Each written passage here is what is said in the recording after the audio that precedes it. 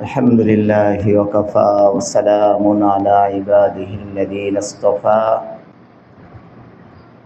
أما بعد فأعوذ بالله من الشيطان الرجيم بسم الله الرحمن الرحيم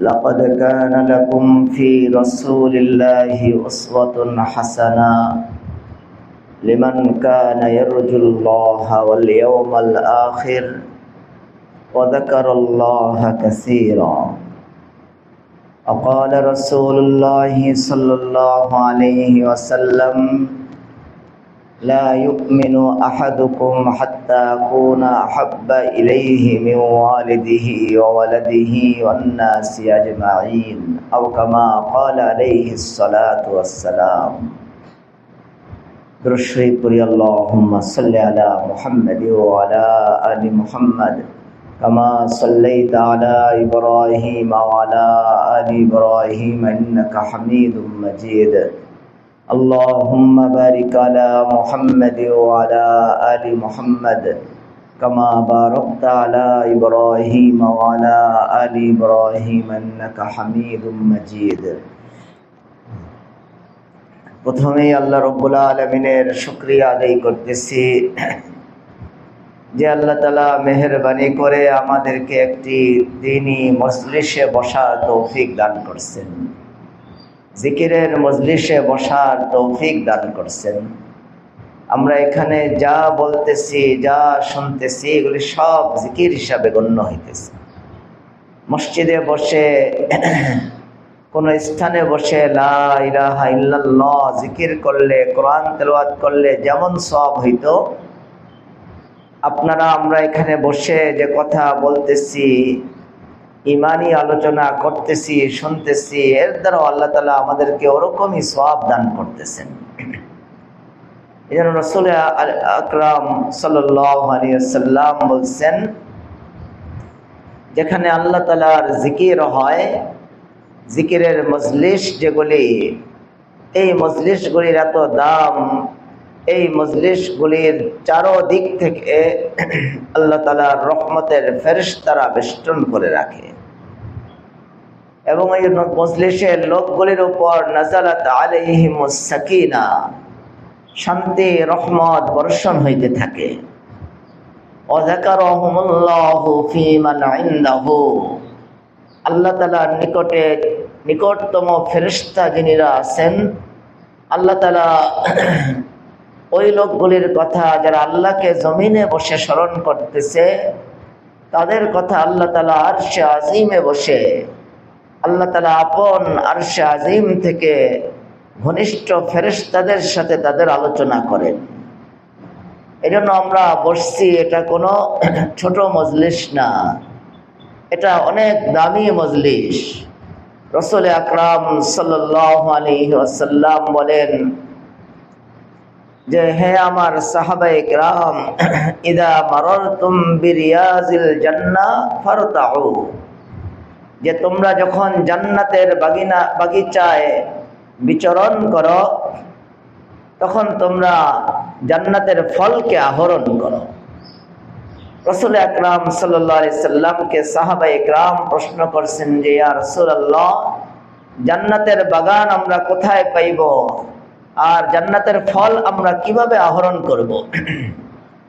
রাসূল আকরাম সাল্লাল্লাহু আলাইহি সাল্লাম বলছেন যে, জান্নাতের বাগিচা দুনিয়াতে তো পাওয়া যাবে না, বাকি হিলাকুজ জিকির, জিকিরের যে মজলিস, যেখানে আল্লাহকে স্মরণ করা হয়, এই যে আমরা বসছি, আপনারা ওখানে বসে আছেন, আমরা মসজিদে বসে আছি, আর আপনারা মা বোনেরা খাস পর্দার সাথে আমাদের মেয়েদের মাদ্রাসায় আপনারা বসে আছেন।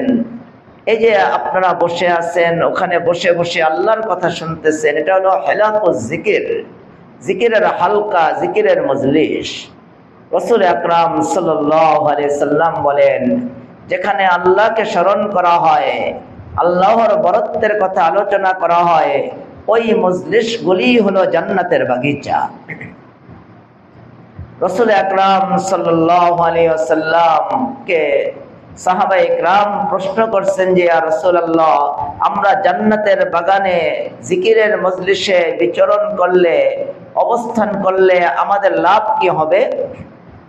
রাসূল আকরাম সাল্লাল্লাহু আলাইহি সাল্লাম উত্তরে বলছেন আল জান্নাহ, আল জান্নাহ, আল জান্নাহ। যে তোমরা যদি জিকিরের মজলিসে, এরকম দ্বীনি আলোচনার মজলিসে বসো, তাহলে তোমাদের জন্য আল্লাহ তাআলা রাখছেন জান্নাত, জান্নাত, জান্নাত। তিনবার বলছেন আল্লাহ রাসূল। এটা জান্নাত পাওয়ার একটা আমল। জিকিরের মজলিসে বসা, এরকম দ্বীনি মজলিসে বসা জান্নাত লাভ করার একটি আমল। এজন্য আল্লাহ কোরআনে কারীমের মধ্যে রাসূল আকরাম সাল্লাল্লাহু আলাইহি সাল্লামকে বলেন ওয়াদাক্কির ফাইন্নায যিকরা তানফাউল মুমিনিন। হে রাসূল, আপনি দ্বীনের কথা আলোচনা করেন, আপনি আপনার উম্মতের কাছে দ্বীনের কথা আলোচনা করেন। এই দ্বীনের কথা, ঈমানের আলোচনা মুমিনদের উপকার দিয়ে দিবে, মুমিনদের ঈমান বেড়ে যাবে। এজন্য আমরা যখন সহিভাবে দ্বীনি মজলিস হয়, মা বোনদেরকে বিশেষ করে আমরা বলবো, সব মজলিসে আপনাদের জন্য যাওয়া উচিত না। যেখানে খাস পর্দার সাথে, শরায়েতের সাথে, শর্তের সাথে যেখানে দ্বীনি মজলিস হয়, ওখানে শুধু উপস্থিত হওয়া উচিত। এখন তো ফিতনা ফাসাদের যুগ, চারদিকে ফিতনা। রাসূল আকরাম সাল্লাল্লাহু আলাইহি সাল্লামের সুন্নাহ, আদর্শ একেবারে আমাদের থেকে উঠে যাইতেছে। অথচ আমাদের জন্য জরুরি হলো রাসূল আকরাম সাল্লাল্লাহু আলাইহি সাল্লামের আদর্শকে আঁকড়ে ধরা। আল্লাহ কোরআনে কারীমের মধ্যে আমাদেরকে বলছেন আল্লাহর রাসূলের আদর্শকে যেন আমরা আঁকড়ে ধরি।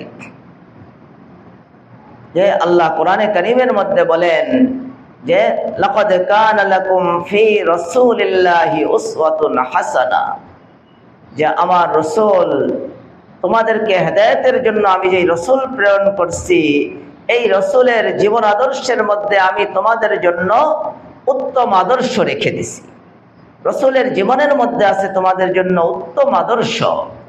তোমরা উত্তম আদর্শ কোনো আমেরিকার প্রেসিডেন্টের কাছে তালাশ করো না। তোমরা উত্তম আদর্শ অন্য কোনো নেতা কর্মীর জীবন থেকে তোমরা নেওয়ার চেষ্টা করো না। তোমরা উত্তম আদর্শ গ্রহণ করো আমার রাসূল আকরাম সাল্লাল্লাহু আলাইহি সাল্লামের জীবন থেকে। আল্লাহ বলেন লাকাদ কানা লাকুম ফি রাসূলিল্লাহি উসওয়াতুন হাসানাহ লিমান কানা ইয়ারজুল্লাহি ওয়াল ইয়াউমাল আখির, লিমান কানা ইয়ারজুল্লাহা ওয়াল ইয়াউমাল আখির ওয়া যাকারাল্লাহা কাসীরা। আল্লাহ বলতেছেন যে আমার বান্দারা, তোমাদের জন্য আমি আমার রাসূলের জীবনের মধ্যে উত্তম আদর্শ রেখে দিছি। তোমরা উত্তম আদর্শ অন্য জায়গায় তালাশ করো না, তোমরা উত্তম আদর্শ আমার রাসূলের জীবনে তালাশ করো। আমার রাসূলের জীবনের মধ্যে তুমি সব ব্যাপারে, সব বিষয়ে তুমি আদর্শ গ্রহণ করতে পারবে, তুমি শিক্ষা গ্রহণ করতে পারবে। তুমি যদি ছেলে হও, সন্তান হও, সন্তানের কেমন হইতে হবে তুমি রাসূল থেকে শিখো। রাসূল তো সন্তান ছিলেন। তুমি যদি বাবা হও, তুমি গার্জিয়ান হও, গার্জিয়ানের কি আদর্শ থাকতে হবে এটা তুমি রাসূল আকরাম সাল্লাল্লাহু আলাইহি সাল্লাম থেকে গ্রহণ করো। কেন রাসূল আকরাম সাল্লাল্লাহু আলাইহি সাল্লাম উনিও সন্তানের পিতা ছিলেন, উনি একজন আদর্শ পিতা ছিলেন। আদর্শ পিতার কি আদর্শ থাকা উচিত এটা রাসূল সাল্লাল্লাহু আলাইহি সাল্লাম থেকে নিতে পারবে। তুমি যদি শ্বশুর হও, তাহলে তুমি রাসূল সাল্লাল্লাহু আলাইহি সাল্লাম থেকে আদর্শ গ্রহণ করতে পারো। কেন? উনি একজন আদর্শ শ্বশুর ছিলেন। হযরত ওসমান, হযরত আলী রাদিয়াল্লাহু তাআলা আনহু আজমাইন ওনাদের শ্বশুর ছিলেন উনি। শ্বশুর কেমন হতে হবে, শ্বশুরের জীবনে কেমন আদর্শ থাকতে হবে এটা রাসূল থেকে তুমি গ্রহণ করো। তুমি যদি চাষি হও, তাহলে তুমি চাষিদের, যারা চাষাবাদ করে তাদের কোন আদর্শের উপরে চলতে হবে এটা তুমি রাসূল থেকে গ্রহণ করো। কেন? আল্লাহর রাসূল নিজেও চাষাবাদ করছেন। তুমি যদি চাকরিজীবী হও, তাহলে তুমি রসুল থেকে তুমি আদর্শ নিতে পারবে। কেননা রসুল সাল্লাল্লাহু আলাইহি ওয়াসাল্লামও কিছুদিন কোন ব্যক্তির কাছে উনি চাকরি করছেন, কিছু টাকার বিনিময়ে উনি কাজ করছেন। তুমি যদি ব্যবসায়ী হও তাহলে ব্যবসায়ীর আদর্শ কেমন হওয়া উচিত, কোন নিয়মে কোন আদর্শে তুমি ব্যবসা করবে, তুমি রসুল সাল্লাল্লাহু আলাইহি ওয়াসাল্লাম থেকে গ্রহণ করতে পারো। কেন রসুল সাল্লাল্লাহু আলাইহি ওয়াসাল্লাম ব্যবসায়ীও ছিলেন। তুমি যদি স্বামী হও তাহলে স্বামীর কি আদর্শ থাকতে হবে তুমি সেটাও গ্রহণ করতে পারো। কেন রসুল সাল্লাল্লাহু আলাইহি ওয়াসাল্লাম ওনার বিবিদের স্বামী ছিল। তুমি যদি রাষ্ট্রপ্রধান হও তাহলে তুমি রসুল সাল্লাল্লাহু আলাইহি ওয়াসাল্লাম থেকে রাষ্ট্রপ্রধান যে হবে, রাষ্ট্রপ্রধানের কি আদর্শ কি নীতি হওয়া দরকার এটা তুমি রসুল সাল্লাল্লাহু আলাইহি ওয়াসাল্লামের জীবন থেকে গ্রহণ করো। কেননা রসুল সাল্লাল্লাহু আলাইহি ওয়াসাল্লাম রাষ্ট্র উনি আল্লাহ তাআলার পক্ষ থেকে রাষ্ট্রের জিম্মাদারিও উনি গ্রহণ করছেন, আরব শাসন করে গেছেন। রসুল সাল্লাল্লাহু আলাইহি ওয়াসাল্লামের পরে রসুলের আদর্শে খোলাফায়ে রাশিদিন ওনারাও রাষ্ট্র পরিচালনা করে গেছেন। তাহলে যত অঙ্গন আছে সব অঙ্গনে তুমি রসুল সাল্লাল্লাহু আলাইহি ওয়াসাল্লামের আদর্শ, ওনার থেকে আদর্শ গ্রহণ করতে পারো। এজন্য আল্লাহ আমাদেরকে বলেন, লাকাদ কানা লাকুম ফি রাসূলিল্লাহি উসওয়াতুন হাসানাহ লিমান কানা ইয়ারজুল্লাহা ওয়াল ইয়াওমাল আখির ওয়া যাকারাল্লাহা কাসীরা। যে আমার বান্দারা, আমি তোমাদের জন্য, তোমাদের জীবন চালানোর জন্য আমি আমার রসুলের জীবনের মধ্যে তোমাদের জন্য উত্তম আদর্শ রেখে দিছি। সব অঙ্গনে তোমরা আমার রসুল থেকে, তুমি যে দিকে হও, তুমি চাষি হও, ব্যবসায়ী হও, চাকরিজীবী হও, রাষ্ট্রপ্রধান হও, যে লাইনে হও, তুমি ছেলে হও, বাপ হও, শ্বশুর হও, স্বামী হও, সব দিক দিয়ে তুমি রসুল থেকে আদর্শ গ্রহণ করতে পারবে। কিন্তু উলামায়ে কেরাম এই কোরআনের এই আয়াত থেকে বলেন যে অনেকেই রসুলের আদর্শ গ্রহণ করতে পারবে না। রসুলের আদর্শ কারা গ্রহণ করতে পারবে? আল্লাহ কোরআনে বলে দিতেছেন, লিমান কানা ইয়ারজুল্লাহা ওয়াল ইয়াউমাল আখির ওয়া যাকারাল্লাহা কাসীরা। আল্লাহ বলতেছেন আমার রসুলের আদর্শ সবাই গ্রহণ করতে পারবে না। আমার রসুলের আদর্শ গ্রহণ করতে হলে প্রথম গুণ থাকতে হবে, যে আল্লাহকে পাইতে চায়, যে কিয়ামতের দিন আল্লাহকে দেখতে চায়, আল্লাহর দিদার লাভ করতে চায়, ওই ব্যক্তি এই গুণটা যার মধ্যে থাকবে, আল্লাহকে পাওয়ার আকাঙ্ক্ষা যার অন্তরের মধ্যে আছে, ইয়ারজুল্লাহা ওয়াল ইয়াউমাল আখির, আর কিয়ামতের দিন, আখিরাতের দিন জান্নাত পাওয়ার যার প্রত্যাশা আছে, যার ইচ্ছা আছে যে আমি জান্নাত পাইব, জান্নাতে প্রবেশ করব, আর ওয়াযাকারাল্লাহা কাসীরা, যে বেশি বেশি আল্লাহকে স্মরণ করে। এই তিনটা গুণ যার মধ্যে থাকবে, এক নাম্বার ইয়ারজুল্লাহা, আল্লাহকে পাইতে চায়, আল্লাহর দিদার চায়, কিয়ামতের দিন আল্লাহকে দেখবে, এই তামান্না যারা রাখে। আর দ্বিতীয় নাম্বার আখিরাতের প্রত্যাশা, আখিরাতের ভয় যারা রাখে। আর তৃতীয় নাম্বার হলো যারা অধিক পরিমাণে আল্লাহকে স্মরণ করে। আল্লাহ বলেন এই লোকগুলি শুধু আল্লাহর রসুল, আমাদের রসুল আকরাম সাল্লাল্লাহু আলাইহি ওয়াসাল্লামের আদর্শ গ্রহণ করতে পারবে। আর যারা আল্লাহকে চায় না, আল্লাহর দিদার পাওয়ার কোনো আশাই যাদের অন্তরে নাই, যাদের অন্তরের মধ্যে আখিরাতের ভয় নাই, যাদের জবানের মধ্যে আল্লাহর জিকির নাই, যাদের অন্তরের মধ্যে আল্লাহর স্মরণ নাই, তারা আল্লাহ রসুলের আদর্শকে নিজের আদর্শ বানাতে পারবে না। এজন্য আমরা খুব আল্লাহ রসুলের, এটা 12ই রবিউল আউয়াল মাস, এই রবিউল আউয়াল মাস এলে শুধু আমরা আল্লাহ রসুলের আদর্শের কথা স্মরণ করি, আল্লাহ রসুলের কথা বলি, ওনার উসওয়ার কথা বলি, কিন্তু রবিউল আউয়াল মাস গেলে তারপরে আর কোনো আলোচনা নাই। আমাদের জীবনের তো প্রতিটা দিনই আল্লাহ রসুলের সিরাত নিয়া, আল্লাহ রসুলের জীবন নিয়া, জীবনী নিয়া আমাদের আলোচনা করা উচিত। আল্লাহ রসুলের জীবন আদর্শ আমাদের বারবার আমাদের সামনে আসা উচিত। কিন্তু অনেক মুসলমান তারা জীবনে একদিনও আল্লাহ রসুলের একটা সিরাতের একটা কিতাব তারা পড়েনি। তারা লেনিন, মাও সেতুন, এরকম ভাবে কাফের মুশরিক অনেক যারা কুফরের উপরেই যাদের মৃত্যু হয়েছে তাদের জীবনী বারবার পড়তেছে, কিন্তু নিজেদের নবী আশরাফুল মখলুকাত, যিনি মখলুকাতের মধ্যে সবচেয়ে সম্মানী, ওই সত্তা আল্লাহর সবচেয়ে প্রিয় বান্দা, সবচেয়ে সুন্দর জীবন যার, ওনার জীবনী একবারও পড়ে নেই। এটা মুসলমানের জন্য জুলুম, মুসলমানের জীবনের এটা একটা বড় জুলুম যে তারা নিজের নবীর জীবনী পড়ে নাই। এজন্য আপনারা সিরাতের কিতাব হয়তোবা রাখছে, না রাখলে হয়তোবা পাঠায় দিবে, দেখো খবর নাও, যদি সিরাতের কিতাব না দেয় পাঠায় দাও। সিরাতের কিতাব আপনারা এক একটা করে নিয়ে নেবেন। রাসূল সাল্লাল্লাহু আলাইহি ওয়াসাল্লামের সিরাত জীবনে প্রত্যেকের ঘরের মধ্যে একটা করে সিরাত রাখবেন। সুন্দর সুন্দর সিরাতের কিতাব এনে রাখা হয়েছে, গতদিন শেষই হয়ে গেছে নাকি জানি না আমি। সিরাতের কিতাব এরকম ভাবে দ্বীনি কিতাব, বই পুস্তক এগুলি ঘরের মধ্যে রাখা উচিত। এই আর না হলে আমাদের আস্তে আস্তে আমরা রাসূল আকরাম সাল্লাল্লাহু আলাইহি ওয়াসাল্লামের জীবন আদর্শ আমাদের সামনে কিচ্ছু থাকবে না। আমাদের সামনে থাকবে আমেরিকার প্রেসিডেন্টের জীবন, অমুকের জীবন, অথচ রাসূল আকরাম সাল্লাল্লাহু আলাইহি ওয়াসাল্লামের জীবনের সবচেয়ে দামি জীবন, ওই জীবন সম্পর্কে আমরা বেখবর থেকে যাব। এজন্য আমাদের উচিত হলো রাসূল সাল্লাল্লাহু আলাইহি ওয়াসাল্লামের জীবন নিয়ে অনেক আলোচনা করা। আমরা রাসূল সাল্লাল্লাহু আলাইহি ওয়াসাল্লামকে ভালোবাসবো, রাসূল সাল্লাল্লাহু আলাইহি ওয়াসাল্লামের ভালোবাসা আমাদের জন্য জরুরি। সাহাবায়ে কেরাম বলেন যে আমরা যখন রাসূল সাল্লাল্লাহু আলাইহি ওয়াসাল্লামের চেহারার দিকে তাকাইতাম তখন শুধু আল্লাহর রাসূলের চেহারার মধ্যে চিন্তা ফিকিরের এক আলামত আসর আমরা দেখতাম। কানা দাইমাল ফিকরাতি ও মুতাওয়াসিলাল আহজান, যে রাসূল সাল্লাল্লাহু আলাইহি ওয়াসাল্লাম সর্বদা চিন্তিত থাকতো উম্মতের চিন্তা, যে উম্মতকে কিভাবে জান্নাতমুখী করা যায়,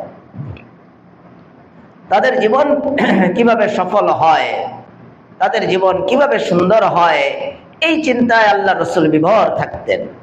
হাদিসের মধ্যে আসছে আল্লাহ রসুল বলেন, আমার এবং তোমাদের উদাহরণ কেমন, যে আমার আর তোমাদের উদাহরণ হলো ওই ব্যক্তির মতো যে ব্যক্তি একটা আগুন জ্বালিয়েছে আর আগুনের মধ্যে সে কিছু পোকামাকড় আগুনের মধ্যে ঝাঁপ দিতে চাইতেছে। ওই একজন ব্যক্তি পোকাগুলিকে বাঁচানোর চেষ্টা করতেছে, কিন্তু এই পতঙ্গগুলি তারা এদিক দিয়ে এই লোকটা বাঁচাইলে ওদিক দিয়ে গিয়ে আগুনে ঝাঁপ দিতে চায়, এদিক দিয়ে বাঁচাইতে চাইলে ওদিক দিয়ে গিয়ে আগুনে ঝাঁপ দিয়ে দেয়। অনেক পোকা বাঁচায় রাখা যায়। আল্লাহ রাসূল বলেন, আমার উদাহরণ ওই ব্যক্তির মতো।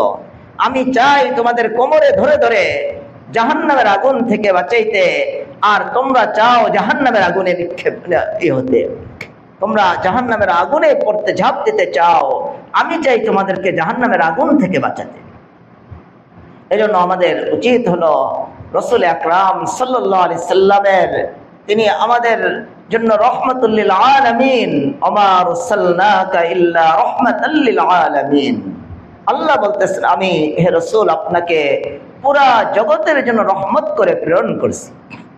পুরা জগৎবাসীর জন্য তিনি রহমত। আল্লাহ রাসূল সাল্লাল্লাহু আলাইহি সাল্লামের উসিলায় আমরা আল্লাহকে চিনছি, দিন জানতে পারছি, ঈমান শিখতে পারছি, চির জাহান্নামী হওয়ার থেকে আল্লাহ আমাদেরকে হেফাজত করছেন আল্লাহ রাসূলের উসিলায়। এর চেয়ে বড় ইহসান আর কি হইতে পারে?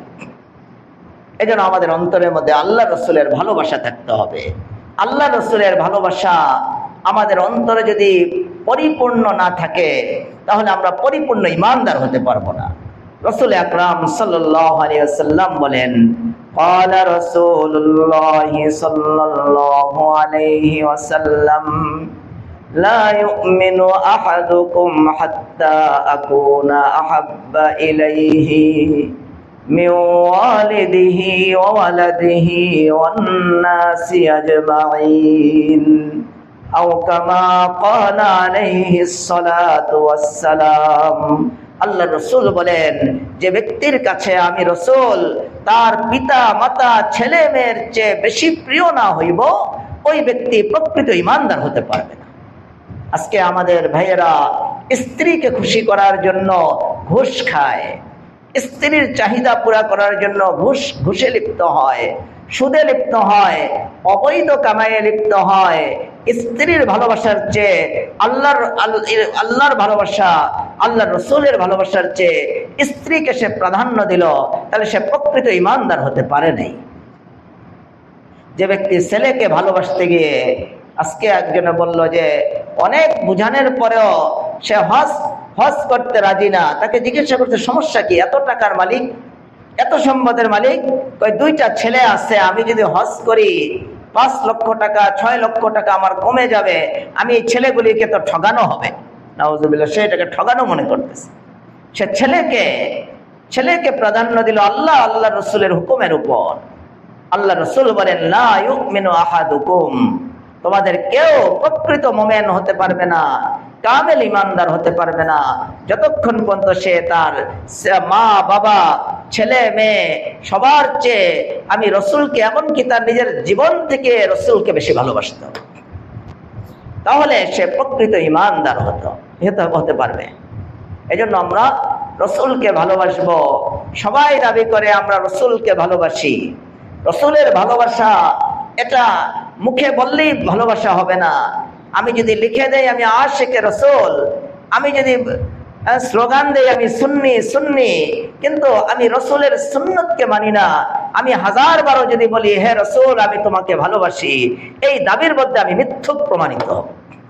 রসুল সাল্লাল্লাহু আলাইহি ওয়াসাল্লাম নিজেই বলেন, قال رسول الله صلى الله عليه وسلم من أحيا سنتي فقد أحبني ومن أحبني كان معي في الجنة أو كما قال عليه الصلاة والسلام।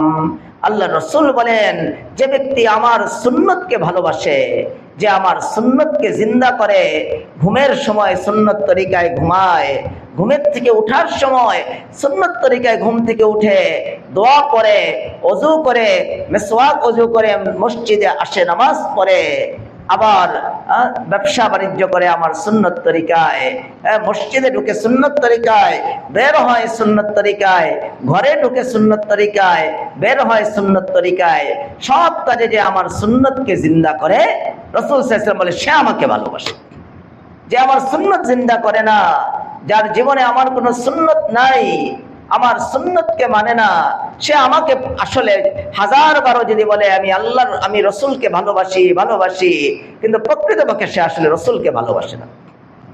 আল্লাহ রসুল বলেন, যে আমার সুন্নতকে জিন্দা করার মাধ্যমে আমার ভালোবাসা প্রকাশ করবে, আল্লাহ রসুল বলেন সে এই ব্যক্তি আমার সাথে জান্নাতে থাকবে। এটা রসুলের সাথে জান্নাত পাওয়ার একটা আমল হলো যে রসুলের সুন্নত জিন্দা করা। একজন সাহাবী রাসূল আকরাম সাল্লাল্লাহু আলাইহি সাল্লামকে এসে জিজ্ঞাসা করছে যে ইয়া রাসূলুল্লাহ, কিয়ামত কবে হবে? আল্লাহ রাসূল বলছেন, তুমি কিয়ামতের জন্য কি প্রস্তুতি নিয়েছো? ওই সাহাবী বলছে, ইয়া রাসূলুল্লাহ, আমি কিয়ামতের জন্য কোনো প্রস্তুতি নেই নাই, তবে ইয়া রাসূলুল্লাহ আমি আপনাকে ভালোবাসি। আমার সব ছেলে মেয়ে বউ বেটি, আমার নিজের নফসের থেকেও সত্তা থেকেও আমি আপনাকে বেশি ভালোবাসি। ইয়া রাসূলুল্লাহ, আমি কিয়ামতের প্রস্তুতি নেই, তবে আমি আপনাকে ভালোবাসি। রাসূল সাল্লাল্লাহু আলাইহি সাল্লাম বলেন, আনতা মা মান আহবাবতা, যে তুমি যেহেতু আমাকে ভালোবাসো, তাহলে তোমার জান্নাত আমার সাথে ইনশাআল্লাহ হবে। তাহলে রাসূলের সাথে জান্নাত পাওয়ার আমল হলো সুন্নাত জিন্দা করার মাধ্যমে রাসূল সাল্লাল্লাহু আলাইহি ওয়াসাল্লামের ভালোবাসা প্রকাশ করা, রাসূল সাল্লাল্লাহু আলাইহি ওয়াসাল্লামকে ভালোবাসা। এজন্য আমরা আমাদের জীবনের মধ্যে সুন্নাত জিন্দা করব, আমাল জিন্দা করব। গোসল করার সময় সুন্নাত তরিকায় গোসল করব। মাথার মধ্যে আগে 3 বার, গোসলের মধ্যে অল্প পানি ঢেলে মাথায় 3 বার পানি, তারপর ডান কাঁধে 3 বার, বাম কাঁধে 3 বার, তারপরে সারা শরীরে আপনি পানি দিয়ে শরীর ধুয়ে ফেলেন। গোসলের সুন্নাত আদায় হলো। গোসল শুরু করার আগে আপনি ইস্তিনজা করে নেন, আপনি লজ্জাস্থান ধুয়ে নেন, তারপরে আপনি ওযু করেন, মিসওয়াক করে ওযু করেন, তারপরে ওইভাবে গোসল করেন। 3 বার মাথায় পানি, তারপরে 3 বার অল্প অল্প করে ডান কাঁধে, পরে বাম কাঁধে 3 বার পানি দিয়ে সারা শরীর ধুয়ে আপনি গোসল করেন। এই গোসলটা আপনার একটা ইবাদত হয়ে গেল। আপনি ওযু করেন সুন্নত তরিকায়, হাদিসের মধ্যে আসছে যারা সুন্নত তরিকায় বিসমিল্লাহি আলহামদুলিল্লাহ এই দোয়া পড়ে, বিসমিল্লাহি আলহামদুলিল্লাহ পড়ে যারা ওযু করবে, যতক্ষণ পর্যন্ত এই ওযুটা তার থাকবে ততক্ষণ পর্যন্ত আল্লাহর রহমত তার উপরে বর্ষিত হইতে থাকবে। সুন্নত তরিকায় আপনি ওযু করেন, রাত্রে আপনি ঘুমাবেন, আপনি ঘুমের আগে ইস্তিনজা সেরে পরিষ্কার হয়ে মিসওয়াক করে ব্রাশ করলেন, যদি ব্রাশ করেন তাহলে মিসওয়াক আবার করেন, মিসওয়াক করে আপনি ওযু করেন, ওযু করে আপনি সুন্নত তরিকায় ডান কাতে আপনি শোন আল্লাহুম্মা বিসমিকা আমুতু ওয়া আহয়া, এই দোয়াটা 3 বার পড়েন, তাসবিহে ফাতিমি পড়েন, আয়াতুল কুরসি পড়েন। এভাবে আপনি যে দোয়াগুলি আপনি জানেন এগুলি পড়তে থাকেন। আপনি সারাটা রাত্র এইভাবে সুন্নত তরিকায় ওযু করে ডান কাতিতে ঘুমালেন, সারা রাত্র আপনি ঘুমিয়েছিলেন, কিন্তু সারাটা রাত্র ঘুমানোর পরেও আপনার আমলনামায় আল্লাহ তাআলা তাসবিহ পড়ার সওয়াব লিখে দিয়েছেন। সুন্নতের ফজিলত, মানুষ সুন্নতের দ্বারা অনেক এগিয়ে যায়। এজন্য আমরা রাসূল আকরাম সাল্লাল্লাহু আলাইহি সাল্লামকে সুন্নত জিন্দা করার মাধ্যমে ভালোবাসা, আল্লাহ রসুলের ভালোবাসা সবচেয়ে বেশি আমাদের অন্তরে থাকতে হবে। রাসূল আকরাম সাল্লাল্লাহু আলাইহি সাল্লামের সাহাবায়ে কেরাম এটা খুব প্রমাণ করছেন। একদিক দিয়ে ছিল ওনাদের ভালোবাসা, আরেক দিক দিয়ে ছিল ওনাদের অনুসরণ, ইত্তেবা। হযরত তালহা বিন উবাইদিল্লাহ রাদিয়াল্লাহু তাআলা আনহু একজন সাহাবী, উহুদের যুদ্ধে রাসূল আকরাম সাল্লাল্লাহু আলাইহি সাল্লাম সাহাবায়ে কেরাম একটু ছত্রভঙ্গ হয়ে গেছিল। কাফেররা রাসূল সাল্লাল্লাহু আলাইহি সাল্লামকে একা পেয়ে একযোগে হামলা করছে যে আজকে ওনাকে দুনিয়া থেকে বিদায় করে দিবেন। তালহা ইবনে উবাইদিল্লাহ নামক একজন যুবক সাহাবী, উনি রাসূল সাল্লাল্লাহু আলাইহি সাল্লামের সামনে দাঁড়ায় গেছেন আর বলছে, ইয়া রাসূলুল্লাহ, বৃষ্টির মতো তীর আসতেছে, ইয়া রাসূলুল্লাহ আপনি মাথাকে নিচা রাখেন, আমি তালহার এই বুকের মধ্যে আমি সমস্ত তীর, সমস্ত তলোয়ার বর্ষার আঘাত আমি গ্রহণ করব, আপনার শরীরে একটা তীর ঢুকতে আমি দেব না, আমার কলিজা বিদীর্ণ করা ছাড়া আপনার গায়ে একটা তীর আমি প্রবেশ করতে দেব না। উনি সামনে দাঁড়ায় গেছেন। হযরত আবু বকর রাদিয়াল্লাহু তাআলা আনহু বলেন, আমি তাকায় দেখি যে একজন লোক, একজন যুবক পাগলের মতো সে রাসূল সাল্লাল্লাহু আলাইহি ওয়াসাল্লামকে হেফাজত করার চেষ্টা করতেছে আর কাফেরদের সাথে লড়াই করে যাইতেছে। এক সময় আঘাতের উপরে আঘাত পাইতে পাইতে অধিক রক্তক্ষরণের পরে রাসূল আকরাম সাল্লাল্লাহু আলাইহি সাল্লামের সামনে উনি পড়ে গেছেন। আল্লাহ রাসূল আওয়াজ দিয়েছেন, তোমাদের ভাই তালহাকে তোমরা সাহায্য করো। সে আল্লাহর নবীকে ভালোবেসে তার জীবন বিসর্জন দিয়ে সে নিজের উপরে জান্নাতকে ওয়াজিব করে নিছে। সাহাবায়ে কেরাম দৌড়ে আসছেন, হযরত আবু বকর চলে আসছেন, আলী চলে আসছেন, আর তালহা রাদিয়াল্লাহু তাআলা আনহু উনি জান্নাতে প্রবেশ করছেন, জীবন দিয়ে দিচ্ছেন আল্লাহ রসুলের জন্য। ভালোবাসা কোন পর্যায়ের, কত উঁচা মর্তবার ভালোবাসা ছিল। আবার ইত্তেবা কেমন ছিল। হযরত আব্দুল্লাহ ইবনে ওমর রাদিয়াল্লাহু তাআলা আনহু উনি একদিন বৃদ্ধ হয়ে গেছে, উটের উপর দিয়া যাইতেছেন, সফর করতেছেন, ওনার ছাত্ররা, অনেক ছাত্র ওনার পিছনে ছিল। উনি একটা জায়গার মধ্যে এসে বলছে যে উটটাকে বসাও, উটকে বসাও, আমি উট থেকে নামবো। অন্যান্য অল্প বয়সের ওনার ছাত্র, যিনিরা তাবেঈন বা কেউ সাহাবী ছিল, ওনারা সবাই ওনাকে উটকে বসাইয়া ওনাকে উট থেকে নামাইছেন। উনি একটা জায়গার মধ্যে গিয়ে একটু বসছেন, কিছুক্ষণ বসে থেকে উঠে চলে এসেছেন। ওনাকে প্রশ্ন করছে, হুজুর আপনি এত কষ্ট করে উট থেকে নামলেন, উট থেকে নেমে আপনি ওই জায়গাটায় গিয়ে বসলেন, কোনো প্রস্রাব করলেন না, কোনো কাজ করলেন না, আবার আপনি উঠে এত কষ্ট করে নামলেন, আপনি বৃদ্ধ মানুষ, উট থেকে নামা আবার উঠা কষ্ট, এই কাজটা কেন করলেন? তখন আব্দুল্লাহ ইবনে ওমর রাদিয়াল্লাহু বলেন যে একদিন আমি যুবক বয়সে আল্লাহ রাসূল সাল্লাল্লাহু আলাইহি সাল্লামের সাথে এই রাস্তা দিয়ে আমি যাইতেছিলাম, আর আল্লাহ রাসূল সাল্লাল্লাহু আলাইহি ওয়াসাল্লাম এই জায়গাটা যেখানে আমি বসছি, এই জায়গায় বসে প্রস্রাব করছিলেন। আমার তো প্রস্রাব ধরে নাই, কিন্তু আল্লাহ রাসূল এখানে বসছেন, আমি এই জায়গা দিয়ে যাইতেছি, আল্লাহ রাসূলের অনুসরণে এই জায়গায় না বসা আমি চলে যাওয়াটা আমার জন্য জুলুম মনে করতেছি। এজন্য আমি কষ্ট করে উট থেকে নেমে ওই জায়গাটা একটু আল্লাহ রসুলের অনুসরণের জন্য বসছি। কেমন ছিল ওনাদের ইত্তেবা, অনুসরণ। যেন আমাদের সাহাবায়ে কেরামের অনুসরণ একদিক দিয়ে ছিল আল্লাহ রসুলের পূর্ণ ইত্তেবা অনুসরণ, আরেক দিক দিয়ে ছিল ভালোবাসা। হযরত আয়েশা রাদিয়াল্লাহু তাআলা আনহা, রসুলের প্রিয়তমা স্ত্রী, আমাদের সকলের মা, উম্মাহাতুল মুমিনিন, উনি রাত্রেবেলা রসুল সাল্লাল্লাহু আলাইহি সাল্লামের অপেক্ষায় উনি আকাশের দিকে তাকিয়ে তাকিয়ে গুনগুন করে ওনার নিজের কবিতা পড়তেন। লানা শামসুন ওয়ালিল আফাক শামসুন ওয়া শামসি খায়রু মিন শামসিস সামাই ওয়া শামসুন নাস তাতলু বাদা ফাজরিন ওয়া শামসি তাতলু বাদাল ইশাই। ওনার নিজের লেখা কবিতা, রাসূল সাল্লাল্লাহু আলাইহি ওয়াসাল্লামের অপেক্ষায় উনি রাত্রেবেলা উনি এই কবিতা আবৃত্তি করতেন, পড়তেন, আর অপেক্ষায় এরকম তাকায় থাকতেন কখন আল্লাহ রসুল আসবে।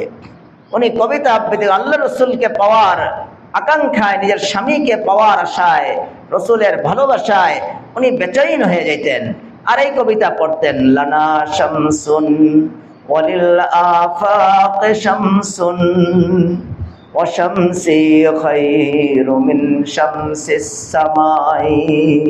উনি কবিতার অর্থ, এটা তো অনেক, ওনাদের কবিতার তো অর্থ মর্ম অনেক বড় থাকে, অনেক জ্ঞানী ছিলেন।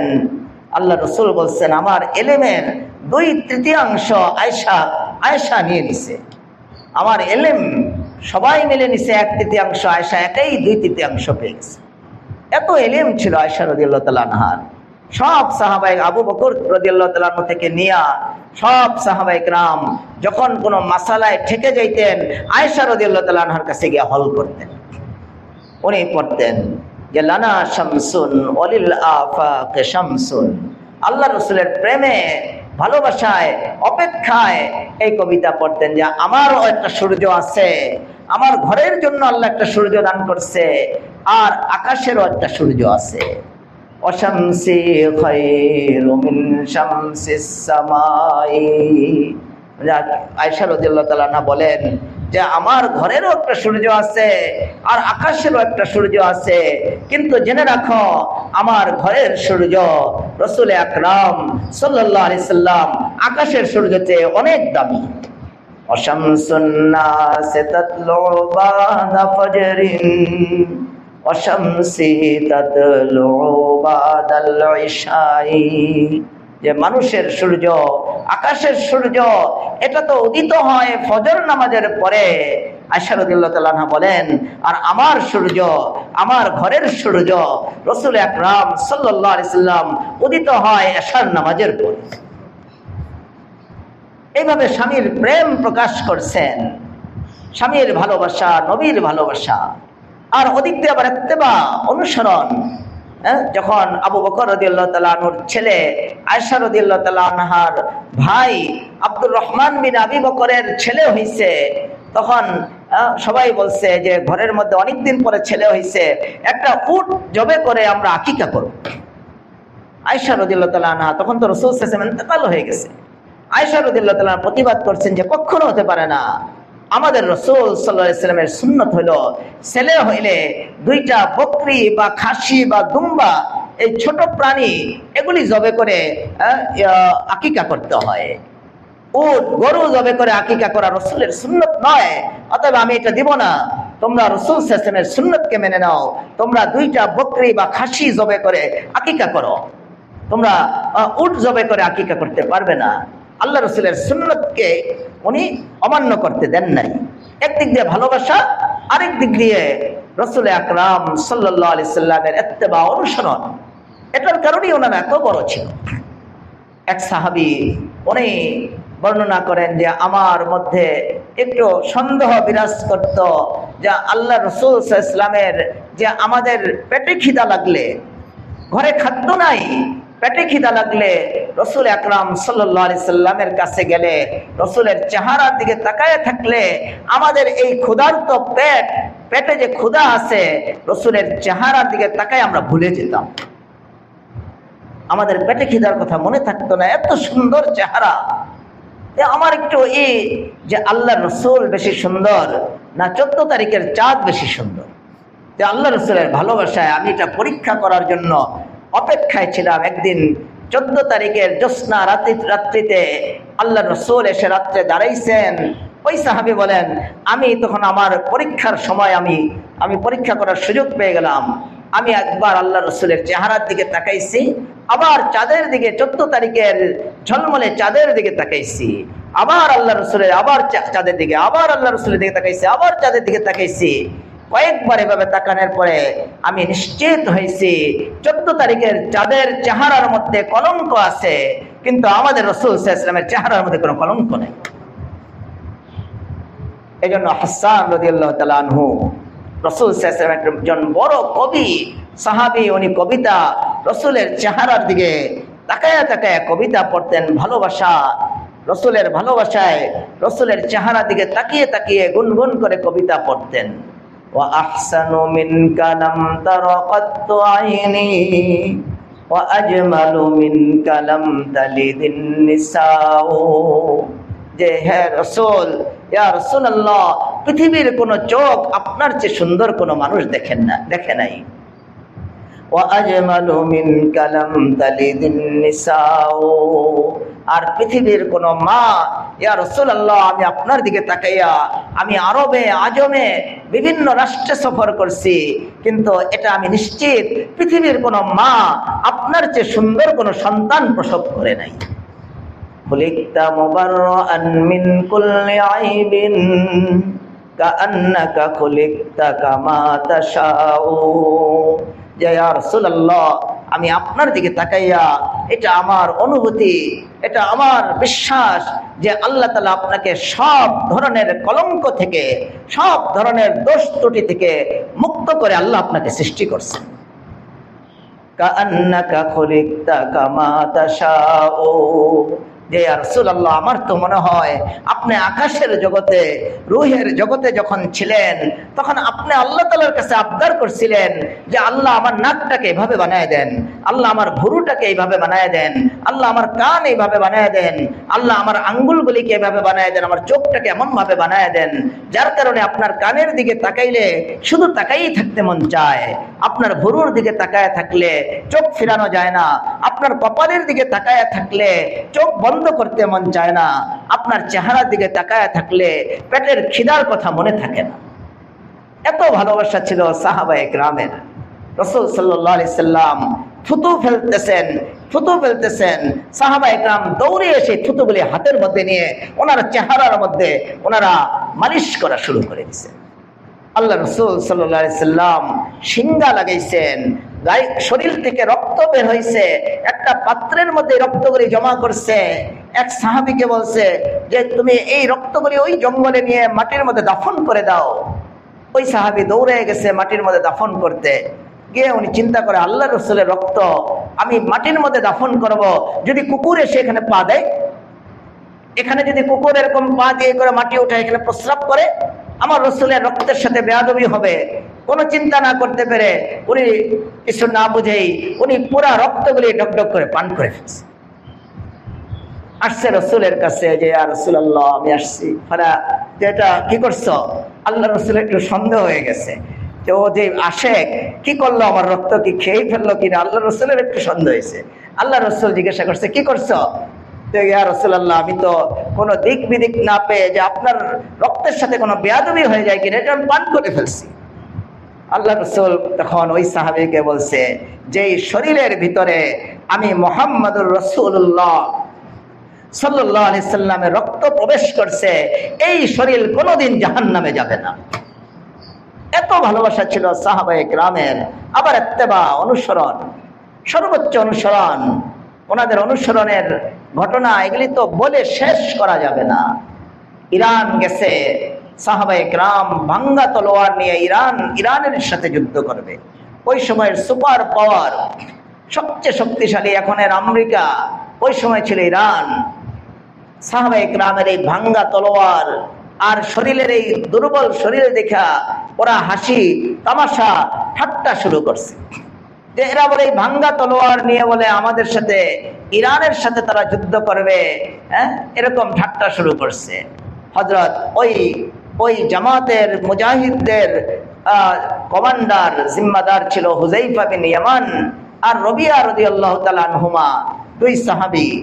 ওনাদেরকে বাদশা খবর পাঠিয়েছে পাগলরা আসছে, নাউজুবিল্লাহ, পাগলরা আসছে, আমাদের ইরানের সাথে ভাঙ্গা তলোয়ার নিয়ে যুদ্ধ করতে গেলে ধরে নিয়ে আসো। গেছে, ওনাদেরকে আনছে।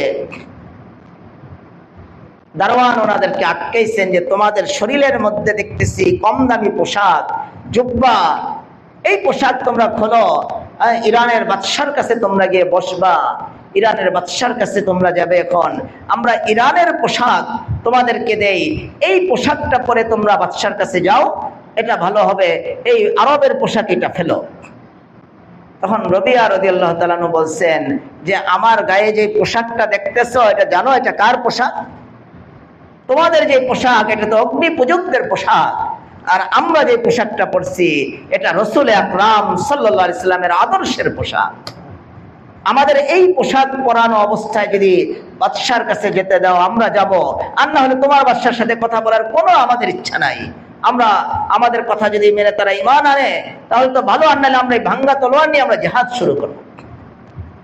বাদশার কাছে বলার পরে বাদশা তো আশ্চর্য হয়ে গেছে, এই কোন গ্রুপ আসলো, এরা কোন ধরনের লোক, কি অবস্থা, তারা পোশাক পরবে না, ভালো পোশাক। বাদশার কাছে আসছে, বাদশা দাঁড়া করাইছে রবিয়া রাদিয়াল্লাহু তাআলা আনহুকে, হুযাইফা রাদিয়াল্লাহু তাআলা আনহুমাকে দাঁড়া করাইছেন। বাদশা চেয়ারে বসা, যে বলো তোমরা কি চাও। রবিয়া রাদিয়াল্লাহু তাআলা আনহু রাসূলের সাহাবী, কোনো ভয় নাই, উনি দাঁড়ায়া প্রতিবাদ করছে যে বাদশা আমাদের রাসূলের সুন্নত হলো পরামর্শ যখন করবে সবাই একসাথে বসতে হবে। আপনি চেয়ারে আমরা দাঁড়াইয়া এভাবে কোনো পরামর্শ হয় না, যদি আমাদের দাঁড়ায় থাকতে হয় আপনার দাঁড়াতে হবে, আর আপনি যদি বসেন চেয়ারে আমাদের জন্য চেয়ার আনতে হবে, আর না হলে আমাদের সাথে আপনি নিচে বসতে হবে। বাদশা কয়ে তো আরো বড় পাগল দেখতেছি। তখন দারোয়ানরে বলছে, ওদের যে সোলজাররে বলছে পাগলদেরকে বের করো আমার সামনে থেকে, ই করো, মদিনার এক টুকরা মাটি নিয়ে আসো, মাটি আইনা লাঞ্ছিত করে রবিয়া রাদিয়াল্লাহু তাআলা দিকে ইশারা করছে যে ও বেশি কথা বলে, ওর মাথার উপরে মাটির টুকরা উঠায় দিয়া তারে বেইজ্জত করে বের করে দাও।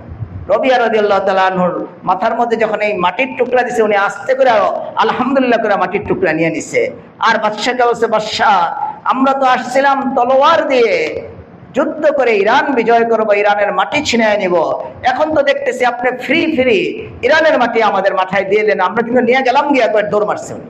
বাদশাহ তো ডরাই গেছে, ইরানের মাটি তো নিয়ে গেল গিয়া, সোলজারকে ধর ওনাকে, তাতে ধরে মাটি নিয়ে আয়। আবার ওলামায়ে কেরাম লিখছেন, মুআররিখিনগণ লিখছেন, ইতিহাসবিদগণ লিখছেন, রবিয়া রাদিয়াল্লাহু তাআলা ধরার সুযোগ হয় নাই, উনি এক দৌড়ে বের হয়ে উনি ওনার তাঁবুর মধ্যে প্রবেশ করে ফেলছেন।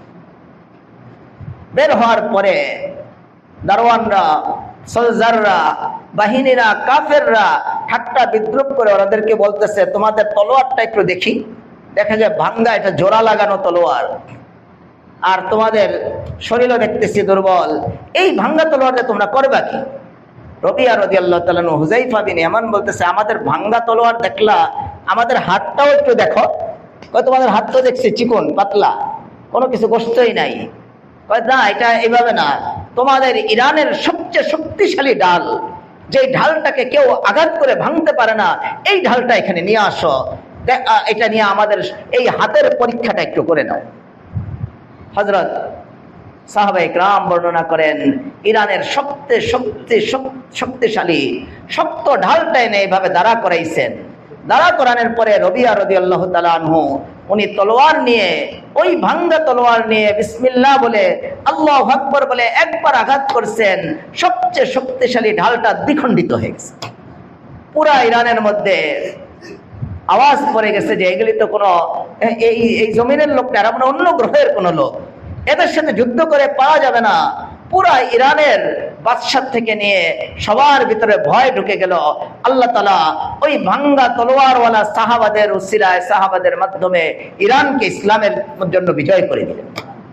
ইসলামের ঝান্ডা উড্ডীন হয়ে গেল, ইরান ইসলাম মুসলমানদের হাতে চলে আসে। রাসূলের সুন্নাত অনুসরণ। এই যে পোশাক ছাড়তে বলছিল, পোশাক ছাড়ে নাই, মশওয়ারা করতে বসছে। আপনি আমাদেরকে দাঁড়িয়ে আপনি বসে মশওয়ারা করবেন, এটা আল্লাহ রাসূলের সুন্নত না, সুন্নত ছাড়ে নাই। আল্লাহ তাআলা এই সুন্নতের বরকতে ইরানের মতো সুপার পাওয়ার, বর্তমানের আমেরিকার মতো এত বড় শক্তিশালী রাষ্ট্র 20 বছর চেষ্টা করছে, আফগানের সাথে যুদ্ধ করছে, আল্লাহ তাআলা বেইজ্জত করে এদেরকে লাঞ্ছিত করে রাতের আধারে বের করে দিয়েছেন। পালায়ে চলে যেতে বাধ্য হয়েছে, আফগানিদের সাথে পারে নাই। কেন? তাদের মধ্যে সুন্নত ছিল। এজন্য আমাদের ইত্তেবা, আল্লাহ রাসূলের ভালোবাসা সাথে সাথে ইত্তেবা, অনুসরণ দুইটাই লাগবে। আমরা শুধু আল্লাহ রাসূলকে ভালোবাসি। কিছু লোক দেখবেন 12ই রবিউল আউয়াল আসলে তারা ঈদে মিলাদুন নবী উদযাপন করে, ঈদ উদযাপন করে। অথচ হাদিসের মধ্যে আসছে যে লানা ঈদান, আমাদের ঈদ হলো দুইটা, আমাদের ঈদ দুইটা। আমাদের ঈদুল ফিতরের নামাজ আছে, ঈদুল আজহার নামাজ আছে, অনেক মাসালা আছে। ঈদুল আজহার দিন কোরবানি করতে হয়, ঈদুল ফিতরের দিন কি কি সুন্নত, সব এগুলি কোরআন সুন্নাহের মধ্যে বর্ণিত আছে। কিন্তু ঈদে মিলাদুন নবী তো কোনো শব্দ হাদিসের মধ্যেও নাই, ফিকহের মধ্যেও নাই, এর জন্য কোনো নামাজ নাই, এর জন্য কোনো কোরবানি নাই। এটা কোন ঈদ?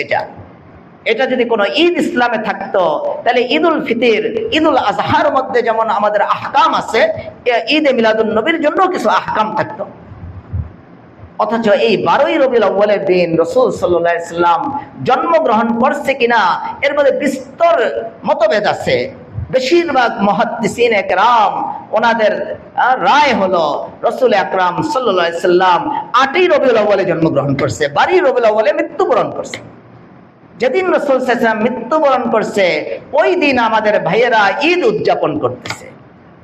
এটা ঈদ তো নয়, এটা আরো রাসূলের উপরে জুলুম। আর তাছাড়া এটা রাসূলের শিক্ষার খেলাফ। রাসূল সাল্লাল্লাহু আলাইহি সাল্লাম 23 বছর হায়াতের মধ্যে কোনোদিন ঈদে মিলাদুন নবী উদযাপন করে নাই। সাহাবায়ে কেরাম ওনারা কেউ ঈদে মিলাদুন নবী উদযাপন করে নাই। এইভাবে 600 হিজরি চলে গেছে। 600 বছর পরে একজন জালেম বাদশা প্রথম এই ঈদে মিলাদুন নবীর আবির্ভাব ঘটেছে, তাও ইরাকের মধ্যে 600 বছর পর। এজন্য আমরা আমাদের জীবনে রাসূল সাল্লাল্লাহু আলাইহি ওয়াসাল্লামের সুন্নাহ, রাসূল সাল্লাল্লাহু আলাইহি ওয়াসাল্লামের সুন্নাত ব্যতীত যেই করো, লক্ষ মানুষ করো, তাতে কোনো আসে যায় না। আমরা এই সমস্ত সুন্নতের খেলাফ কাজের দিকে যাইব না। ঈদে মিলাদুন নবী এটা বেদাতে সাইয়্যা, এটা দিনের মধ্যে একটা বাড়ানো কাজ, এটা কেউ করে নাই। আর 12ই রবিউল আউয়ালের দিন তো আল্লাহ রাসূল জন্মগ্রহণই করে নাই, এই দিন তো আল্লাহ রাসূল মৃত্যুবরণ করছে।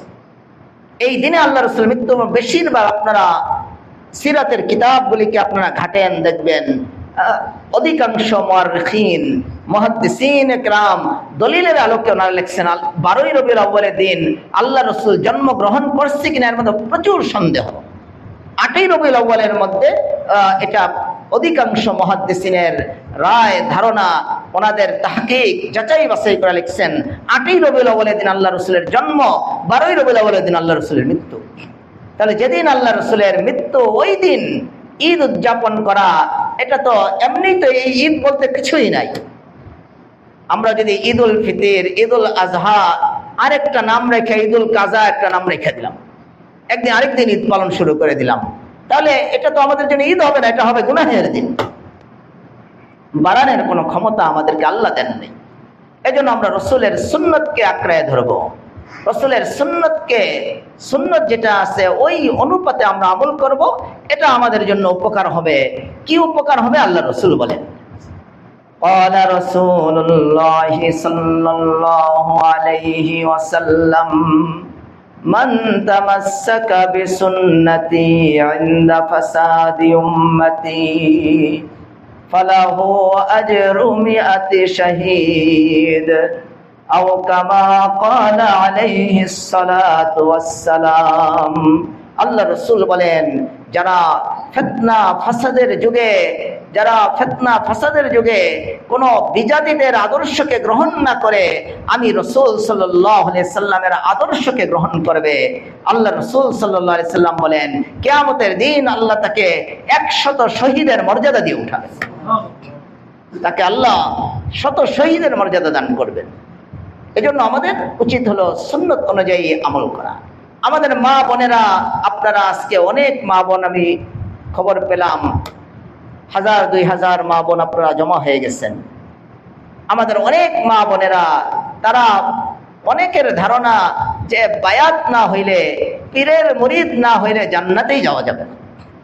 তারা গিয়ে ভণ্ড পীরের কাছে গিয়ে মুরিদ হয়, ভণ্ড পীরের পাও ধুয়ে দেয়। চিন্তা করেন, ভণ্ড পীরের পা, ভণ্ড পীরের হাত ধইরা তারা বায়াত হয়, মুরিদ হয়। অথচ রাসূল আকরাম সাল্লাল্লাহু আলাইহি সাল্লামের হাদিস, উমামা বিন রুকাইকা রাদিয়াল্লাহু তাআলা, একজন সাহাবিয়া মহিলা, উনি বর্ণনা করেন নাসাই শরীফের হাদিস। উমাইয়া বিনতে রুকাইকা উনি বলেন যে আমি রাসূল সাল্লাল্লাহু আলাইহি সাল্লামের কাছে গেলাম, পর্দার আড়াল থেকে বললাম, ইয়া রাসূলুল্লাহ, আমি আপনার কাছে বায়াত হইব, আপনার হাতটা আমার কাছে দেন, উসাফিহ, আমি আপনার হাতের সাথে মুসাফা করব, আপনার হাতের সাথে হাত লাগাবো, আর আপনার কাছে আমি বায়াত হইব, আপনার হাতটা একটু দেন। তখন রাসূল সাল্লাল্লাহু আলাইহি ওয়াসাল্লাম বলেন, লা উসাফিহু, যে আমি কোন নারীদের সাথে, কোন মহিলাদের সাথে মুসাফা করি না, আমার হাতের সাথে কোন নারীর হাত লাগানোর কোনো অনুমতি নেই। আর বর্তমানে অনেক মা বোনেরা গিয়া পীরের সামনে বসে পীরের পাও টিপ দেয়, মাথা টিপে দেয়, পীরে গোসল করায়।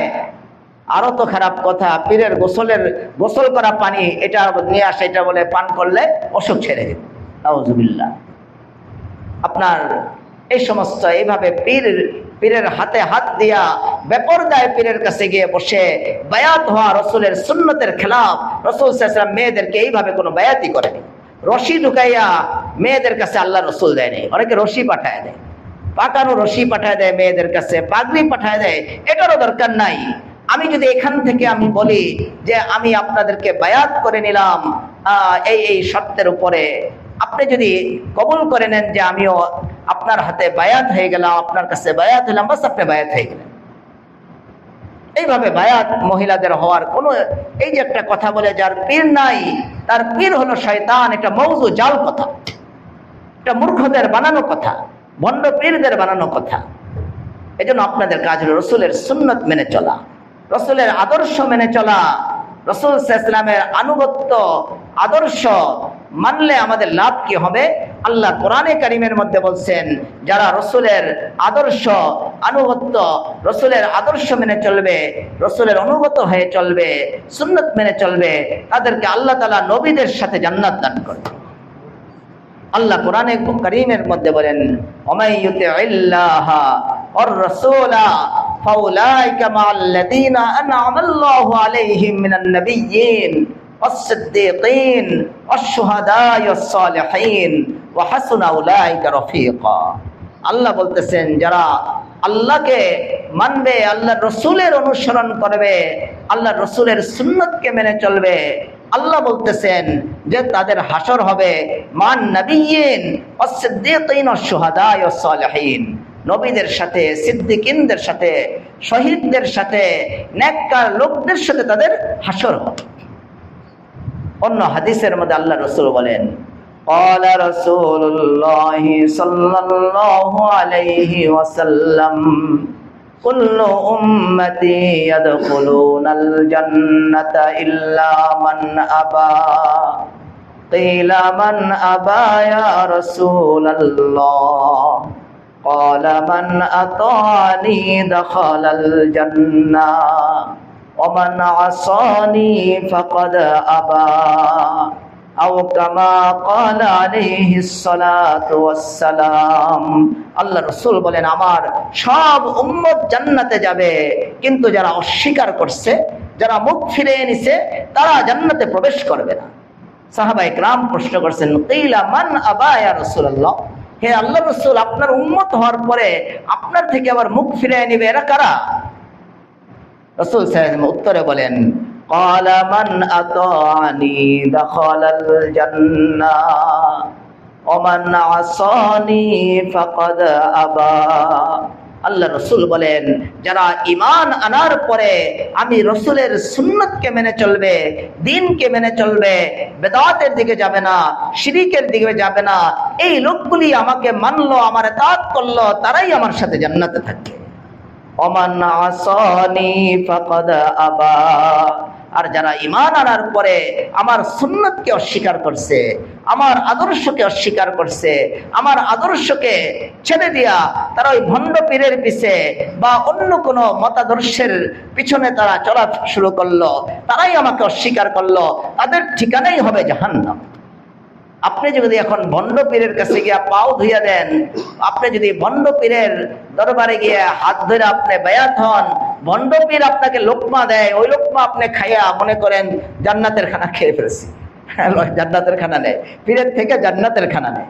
এটা জান্নাতের খানা না জাহান্নামের খানা। পীরে লোকমা বানায় দেয়, আর এই মহিলারা আমরা লোকমা নিয়ে নিয়ে এগুলি খায়। হ্যাঁ, এরা তো পীর না, এরা তো শয়তান, এরা চরিত্র নষ্ট। এই লোকগুলির চরিত্র ঠিক নেই। তাদের পা টিপে দিতেছে মহিলারা, তাদের হাত টিপে দিতেছে মহিলারা। প্রত্যেকটা কাজের মধ্যে যে টিপে দিতেছে মহিলা, সেও হারাম কাজে লিপ্ত হইলো, যা যে টিপ এটা গ্রহণ করলো সেই পীরও হারাম কাজে লিপ্ত। এজন্য খুব সতর্ক থাকতে হবে। এখন তো খুব কঠিন সময় চলতেছে, কঠিন মুহূর্ত চলতেছে। আমার বাসায় পলাশ থানার থেকে আসছে একজন মহিলা, যে সে একজন কবিরাজের কাছে গেছে, একজন বিবাহিতা নারী কবিরাজের কাছে গেছে, শরীর খারাপ লাগে, চিকিৎসার জন্য আমার বাসায় আসছে, আমার বাচ্চার আম্মার কাছে। তে কি সমস্যা, যে চিকিৎসা করছে, একটু ভালো লাগতেছে। তখন ওই কবিরাজ, আপনারা কবিরাজের কাছে তো দৌড়ান, পীরদের কাছে দৌড়াইতেছেন। পীর তো ওলামায়ে কেরামই পীর, ওলামায়ে কেরাম যারা সুন্নত তরিকায় চলে, আপনি তাদের একজনকে মেনে চলেন, এটাই উনি আপনার পীর। পীরের দরবারে আপনার যেতে হবে না। পীরের দরবারে গিয়ে আজকে চরিত্র আমল সব নষ্ট করে আসতেছে। তো ওই কবিরাজ তাকে বলছে, আমি আমার উসিলায় তুমি সুস্থ হইছ, এখন তুমি আমার খায়েশ পুরা করো। নাউজুবিল্লাহ। তার সাথে জিনা ব্যভিচারের এই মহিলা বলছে যে আমি আমার সতীত্ব নষ্ট করতে পারবো না, আমার স্বামী আছে, আমার ছেলে মেয়ে আছে, আমি আমার সতীত্ব নষ্ট। তখন সে ভয় দেখাইছে, তোমাকে এমন জাদু করব সারা জীবন তোমার বিছনায় পড়ে থাকতে হবে। জাদুঘর, সে তো জাদু করতেও জানে, জাদু করে দিছে। এই মহিলার শরীরের অবস্থা খুব খারাপ হয়ে গেছে। আমার বাসায় আসছে পরামর্শ করতে। পরে আমি ছিলাম বাসায়, পর্দার আড়াল থেকে, দরজার ওই পার থেকে উনি কথা বলছে, আমার স্ত্রী মাঝখানে ছিল, উনি ওই পারে আমি এই পারে। আমি সব শুনে আমি বললাম, আপনি এটা তো তার এই কথা মানা, তো মানা মানি তা আপনার চরিত্র সতীত্ব নষ্ট করা, আল্লাহর গজব আপনার উপরে আসা। আমি কিছু পানি পরে দিয়ে দিছি, মঞ্জিল পরে দিয়ে দিছি। আলহামদুলিল্লাহ, আল্লাহ এই মহিলাকে শেফা দান করে দিয়েছেন, সুস্থ হয়ে গেছেন, তার সেহের জাদুটনা কেটে গেছে। আজকে অনেক মহিলা, অনেক নারীরা তারাই বেপরদা, বেসরা পীরের কাছে গিয়ে তাদের ঈমান, আমল, চরিত্র, সতীত্ব সব নষ্ট করে আসতেছে। আপনারা মা যারা আছেন অনেকে, তারাও বুঝেন না। আপনার মেয়েকে আপনি মাদ্রাসায় পড়াইতেছেন, ইসলাম শিক্ষা দিতেছেন, একটা ছেলে সে বিবাহ করতে আসছে, আপনার প্রস্তাব দিছে, কই মালয়েশিয়া থাকে, ইংল্যান্ড থাকে, ছেলে হাফ প্যান্ট পরে চলে, হাফ প্যান্ট পরে ছেলে চলে, মালয়েশিয়া থাকে, কিছু টাকার ঘ্রাণ আপনি পাইছেন। এই মেয়েটা আপনি একজন এরকম প্রবাসীর কাছে বিবাহ দিয়ে দিলেন, যেই প্রবাসী নিজেও আরো 2-3টা মেয়ের সাথে কথা বলে, যেই প্রবাসী তার বাড়িতে তার আপনার মেয়েকে কোনো পর্দা করাইতেছে না, আপনার টাকার ঘ্রাণ পেয়ে আপনার মেয়েটাকে একটা খারাপ পরিবেশে বিবাহ দিয়ে দিলেন। এক মেয়ে আমার কাছে চিঠি লিখে পাঠাইছে যে খুব একেবারে কঠিন মর্মাহত ভাষায় লিখছে যে, হুজুর, আমি এখানে আপনাদের কাছে পড়ছি, আমার আব্বা আম্মা আমাকে জোর করে একজন বেদিন ছেলের কাছে বিবাহ দিয়েছে।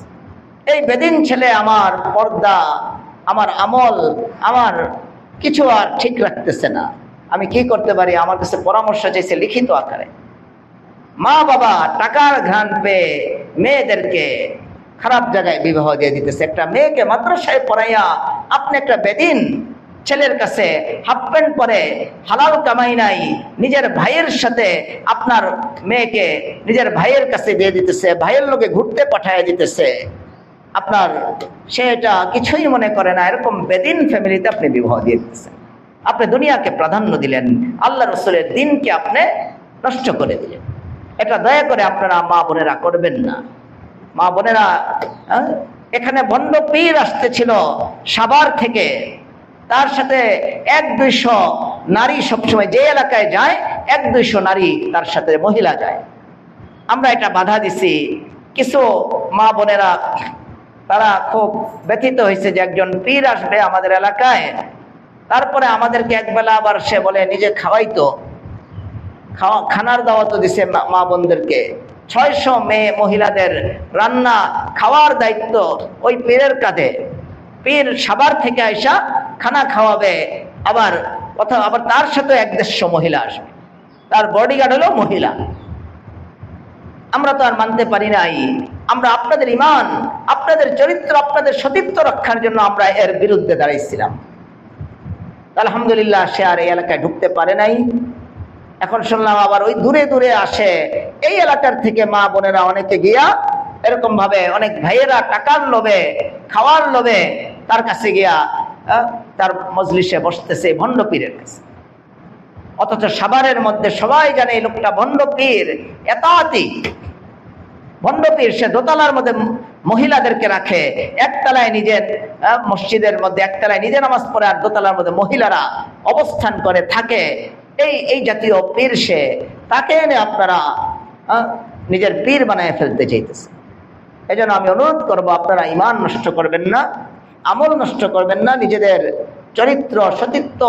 আজকাল এই পীর, ভণ্ড কবিরাজ, এদের দ্বারা অনেক মা বোনদের, আমার বাসায় মনে এই পর্যন্ত 15-20 জন মেয়ে এরকম আসছে মহিলা, যারা ভণ্ড পীরের দ্বারা সতীত্ব নষ্ট হয়েছে।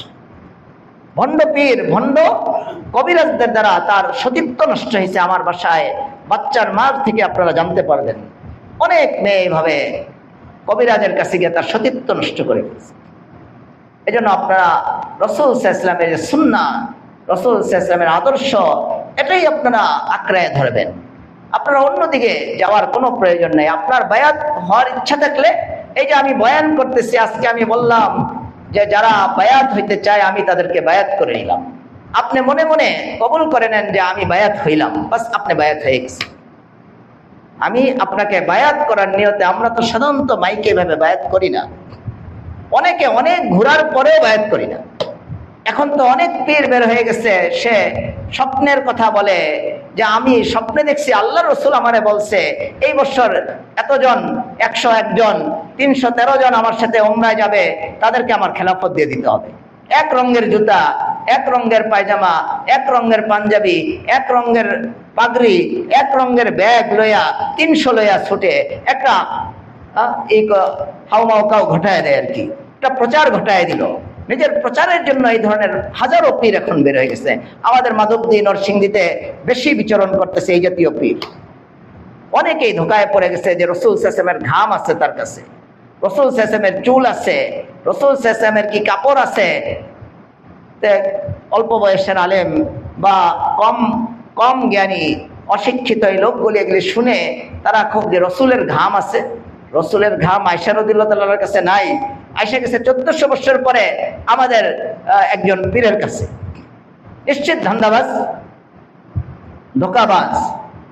এই জন্য সতর্ক থাকবো। আল্লাহ রসুল সাল্লাল্লাহু আলাইহি সাল্লাম বলছেন যে শেষ জমানায় যে আমার উম্মতের মধ্যে কিছু ইমাম, কিছু পীর এরকম বহিঃপ্রকাশ ঘটবে যে লা ইস্তান্নুনা বিসুন্নতি, যাদের তরিকা আমার তরিকায় হবে না, যাদের নিয়ম পন্থা আমার পন্থায় হবে না, আমার আদর্শ যাদের মধ্যে থাকবে না, এরা পীর হিসাবে খুব আবির্ভাব ঘটবে। আর এদের চেহারা হবে মানুষের, কিন্তু অন্তর হবে শয়তানের। এজন্য আমরা খুব সচেতন থাকব, সব বেদাত থেকে আমরা বেঁচে থাকব, রাসূল আকরাম সাল্লাল্লাহু আলাইহি সাল্লামের সুন্নতের উপরে অবিচল থাকব। মেয়েদেরকে আপনারা দয়া করে কোনো আজে বাজে জায়গায় টাকার লোভে তাড়াতাড়ি করে ওই প্রবাসী যার দাড়ি নাই, মোষ আছে দাড়ি নাই, এরকম নামাজ নাই, কিছু নাই, দিন নাই, ইমানের ঠিক ঠিকানা নাই, এই লোকটার কাছে দয়া করে আপনি আপনার মেয়েকে বিবাহ দিবেন না। আপনার মেয়েকে আপনি একজন, আল্লাহ রাসূল সাল্লাল্লাহু আলাইহি ওয়াসাল্লাম বলছেন যে মেয়েকে যে কেউ বিবাহ করবে এটা যেন দিনদার বিবাহ করে, টাকা দেখে দিল বিবাহ না করে। এরকম যে মেয়েকে বিবাহ দিবে সেও যেন শুধু টাকা দেখে বিবাহ না দেয়। আপনার দেখতে হবে সবার আগে তার দিন আছে কিনা, তার ইমান আছে কিনা, তার ইসলাম আছে কিনা, তার আমাল আছে কিনা, চরিত্র ঠিক আছে কিনা, এটা দেখতে হবে। একজন চরিত্রবান গরিবের কাছে আপনি একটা মেয়েকে বিবাহ দেন, এই ছেলেটা যেহেতু তার শিক্ষা আছে, দীক্ষা আছে, আদর্শ আছে, একদিন সে গরিব থাকবে না, সে একদিন অনেক উপর উঠে যাবে। একজন আলেমের কাছে আমার কাছে আসছে, আমার ছাত্র খুব গরিব, একজন ধনী লোক, যে হুজুর আমি আমার মেয়েকে বিবাহ দিতে চাই এই ছেলেটার কাছে, কিন্তু গরিব খুব। আমি বললাম সে তো আলেম, ইফতা পড়তেছে, মুফতি হইতেছে, সে এই মাদ্রাসা থেকে বের হইয়া এই চাকরির জীবনে, কর্মজীবনে নামার সাথে সাথে দেখবেন হাজারো লোক তাকে ঘিরে ধরছে। কেউ বলবে আমার মসজিদে আসো, কেউ বলবে আমার মাদ্রাসায় পড়াও, তার টাকার কোনো অভাব থাকবে না। আপনি এখন তার গৌরবতের দিকে তাকাবেন না, তার যেহেতু শিক্ষা আছে, তার মধ্যে যেহেতু দীক্ষা আছে, আমাল আছে, আপনি এদিকে তাকায় তার কাছে আপনি বিবাহ দিয়ে দেন। আলহামদুলিল্লাহ অনেকে এরকম করে, পরে এসে অনেক শুকরিয়া আদায় করে। আসলে তো একজন ব্যক্তি যদি শিক্ষিত হয়, সুশিক্ষায় শিক্ষিত হয়, অভাব তার কাছে থাকে না, অভাব তার কাছে সাধারণত থাকে না, তার পিছনে দুনিয়া ঘুরতে থাকে। এগুলি খুব আমরা উপলব্ধি করব। আল্লাহ রাসূল সাল্লাল্লাহু আলাইহি ওয়াসাল্লামের দিনকে মেনে চলব। আল্লাহ রাসূল সাল্লাল্লাহু আলাইহি ওয়াসাল্লামের দিনকে যারা মানে নাই তারা সবাই নাকাম হয়েছে। আবু লাহাব আল্লাহ রাসূলের আদর্শ দিনকে মানে নাই, সে নাকাম হয়েছে। তার উপরে আল্লাহ তাআলা কোরআনের আয়াত নাযিল করে দিয়েছেন, তার উপরে আযাব আসছে। আবু জাহাল আল্লাহ রাসূলের দিনকে মানে নাই, আল্লাহ তাআলা তাদেরকে দুনিয়াতেই ক্ষতিগ্রস্ত করে দিয়েছে। আবু লাহাব রাসূল সাল্লাল্লাহু আলাইহি ওয়াসাল্লামকে নির্যাতন করছে। রাসূল সাল্লাল্লাহু আলাইহি ওয়াসাল্লাম বাজারে বাজারে ঘুরতেন, মানুষকে বুঝাইতেন, কুলু লা ইলাহা ইল্লাল্লাহ তুফলিহুন, তোমরা লা ইলাহা ইল্লাল্লাহ বলো, কামিয়াব হয়ে যাইবা, আল্লাহকে মানো, শিরিক ছাড়ো, শিরিক ছাড়ো। আবু লাহাব পিছন দিয়ে ওনার চাচা, উনি এসে বারবার বাজারের লোকদেরকে বলতো, সাবধান, আমার ভাতিজা কাজ্জাব, মিথ্যুক, নাউযুবিল্লাহ, তার কথা মাইনো না, সে জাদুঘর, সে মিথ্যুক, তার কথা মাইনো না। আবু লাহাব পিছন থেকে রাসূল সাল্লাল্লাহু আলাইহি ওয়াসাল্লামের উপরে পাথর নিক্ষেপ করতেন, আল্লাহ রাসূলকে রক্তাক্ত করতেন। হযরত রাসূল আকরাম সাল্লাল্লাহু আলাইহি সাল্লামের মেয়ে হযরত জায়নব রাদিয়াল্লাহু তাআলা আনহা, ফাতেমা রাদিয়াল্লাহু তাআলা আনহা, ওনারা রাসূল সাল্লাল্লাহু আলাইহি ওয়াসাল্লামের রক্তাক্ত চেহারার উপরে এই রক্ত পরিষ্কার করার জন্য পানি নিয়ে আসতেন। রাসূল সাল্লাল্লাহু আলাইহি ওয়াসাল্লামকে আয়েশা, হাদিসের মধ্যে আসছে, ফাতেমা রাদিয়াল্লাহু তাআলা আনহা ঠোঁটে মুখে চুমা দিতেন আর কাঁদতেন যে আমার আব্বার এই কি অবস্থা। আল্লাহ রাসূল সাল্লাল্লাহু আলাইহি ওয়াসাল্লাম মেয়েদেরকে বলতেন যে তোমরা কেঁদো না, একদিন আল্লাহ তাআলা এমন এক সময় আসবে যে তোমার আব্বাকে আল্লাহ তাআলা যেই দিন দিয়ে প্রেরণ করছে, পৃথিবীর কোনো কাঁচা পাকা ঘর থাকবে না যেই ঘরের মধ্যে তোমার আব্বার এই আনিত দিন পৌঁছবে না। আর ওই আবু লাহাব রাসূল সাল্লাল্লাহু আলাইহি ওয়াসাল্লাম যদিও কিছুদিন কষ্ট পেয়েছেন, আল্লাহ রাসূল কত ইজ্জতওয়ালা হয়েছেন, সারা পৃথিবীর ইজ্জত আল্লাহ রাসূলের পায়ের নিচে। আর আবু লাহাব আল্লাহ রাসূলের অত্যাচার করছে। আল্লাহ আবু লাহাবের পরিণাম কি হবে আল্লাহ কোরআনে নাযিল করে দিয়েছেন, তাব্বাত ইয়াদা আবি লাহাবি ওয়া তাব্বা মা আগনা আনহু মালুহু ওয়া মা কাসাব সায়াসলা নারান যাতা লাহাবি ওয়া ইমরাআতু হাম্মালাতাল হাতাব ফি জিদিহা হাবলুম মিন মাসাদ। আল্লাহ বলেন যে আবু লাহাব, তোমার হাত দিয়ে তুমি আমার রাসূলকে অত্যাচার করছো, তোমার দুই হাতকে, তাব্বাত ইয়াদা আবি লাহাবি ওয়া তাব্বা, তোমার দুই হাতকে আমি ধ্বংস করে দিলাম। এমন ধ্বংস করছে যে মৃত্যুর আগে পুরা শরীরটা, একটা লাশকে কবরের মধ্যে রাখার পরে 5 দিন 10 দিন পরে যেমন পচে গলে যায়, আবু লাহাবের মৃত্যুর আগেই তার শরীর পচে গলে গেছে। তাব্বাত ইয়াদা আবি লাহাবিন ওয়া তাব্বা মা আগনা আনহু মালুহু ওয়া মা কাসাব সায়াসলা নারান যাতা লাহাবিন ওয়া ইমরাআতুহু। আল্লাহ বলেন যে আবু লাহাব অনেক বড়াই করত, আমার অনেক মাল আছে, আমার অনেক অনুসারী আছে, আমার অনেক তাজা তাজা সুঠামদেহী ছেলে আছে, আমার সাথে কে পারবে? আল্লাহ বলেন মা আগনা আনহু মালুহু ওয়া মা কাসাব, তার মাল, তার সম্পদ, তার মাল সম্পদ যা সে কামাই করছে, এরকম ভাবে তার অনুসারী, তার ক্যাডার বাহিনী এটা তার কোনো উপকার করতে পারে নাই। মা আগনা আনহু মালুহু ওয়া মা কাসাব। আল্লাহ বলেন দুনিয়াতেই তো আমি তাকে বেইজ্জত করে দিতেছি, আর আখিরাতে তার পরিণাম কি হবে? সায়াসলা নারান যাতা লাহাবিন ওয়া ইমরাআতুহু হাম্মালাতাল হাতাব ফি জিদিহা হাবলুম মিন মাসাদ। আল্লাহ বলেন যে কিয়ামতের দিন আমি আবু লাহাব আর তার স্ত্রী যে আছে উম্মে জামিল, যে গলার মধ্যে রশি বেঁধে গাঁটটি, এরকম কাটার গাঁটটি গলার মধ্যে এরকম ঝুলাইয়া সে এই কাটার ডালি, কাটাযুক্ত ডালি এনে আল্লাহ রসুলের রাস্তার মধ্যে ছিটায় রাখতে, যেন আল্লাহ রসুল চলতে না পারে, আমি তার স্ত্রী উম্মে জামিলকে এবং আবু লাহাবকে দুজনকে আমি কিয়ামতের দিন উত্তপ্ত প্রজ্বলিত আগুনের মধ্যে ছেড়ে দেব। তাদের পরিণাম নষ্ট হয়ে গেছে। আর রাসূল আকরাম সাল্লাল্লাহু আলাইহি ওয়াসাল্লামের পরিণাম আল্লাহ বলতেছেন ইন্না আ'তাইনাকাল কাউসার ফাসাল্লি লিরাব্বিকা ওয়ানহার ইন্না শানিয়াকা হুয়াল আবতার। যে হে রাসূল, কাফেররা বলে যে আপনার বংশ কর্তন হয়ে গেছে, আপনার ছেলে নাই, এটা আপনার লেজ কাটা, বিভিন্ন ভাবে আপনাকে খোটা দেয়। ইন্না আ'তাইনাকাল কাউসার, আপনি আমার দিন নিয়ে মেহনত করছেন হে রাসূল, কিয়ামতের দিন সবচেয়ে দামি যে হাউজে কাউসার, যে হাউজে কাউসারের পানি একবার যে পানি পান করবে এই কাউসার থেকে 40 বছর পর্যন্ত তার কোনো পিপাসা লাগবে না। এই হাউজে কাউসার আমি আপনাকে দান করে দিলাম। ফাসাল্লি লিরাব্বিকা ওয়ানহার, আপনি আপনার রবের নামাজ পড়েন, কুরবানি করেন। ইন্না শানিয়াকা হুয়াল আবতার, আপনার বিরোধী যারা আছে তারাই লেজ কাটা, তারাই দম্বরিদা, তাদের কোনো নাম নিশান পৃথিবীতে থাকবে না। আমি আপনার নামকে কিয়ামতের আগ পর্যন্ত আমি আপনার নামকে জারি রাখব। এজন্য যে কেউ দিন নিয়ে মেহনত করবে আল্লাহ তাকে আগায় বাড়ায় দিবে, আর যে দিনকে নষ্ট করবে আল্লাহ তাকে লাঞ্ছিত বেইজ্জত করে দিবে। এজন্য আপনাদের মা বোনদেরকে আমরা বলবো, অনেক ভণ্ড পীর, ভণ্ড জিনিস, ভণ্ড লোকেরা, ভণ্ড মতবাদের লোকেরা ঘোরাফেরা করতেছে, আপনারা দয়া করে সবখানে যাবেন না। এগুলি গিয়ে তো আপনার ইমান, আমল, চরিত্র নষ্ট করে ফেলতেছেন।